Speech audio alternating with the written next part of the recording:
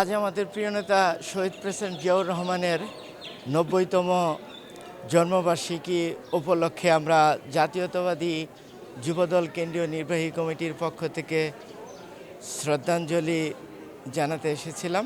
বাংলাদেশ আধুনিক বাংলাদেশ বিনির্মাণে শহীদ প্রেসিডেন্ট জিয়াউর রহমানের যেই অবদান ছিল, তিনি ছিলেন স্বাধীনতার ঘোষক শহীদ প্রেসিডেন্ট জিয়াউর রহমান। ১৯৭১ সালের ২৬শে মার্চ এ দেশকে স্বাধীন করার জন্য তিনি নিজের জীবনকে বাজি রেখে যুদ্ধে ঝাঁপিয়ে পড়েছিলেন।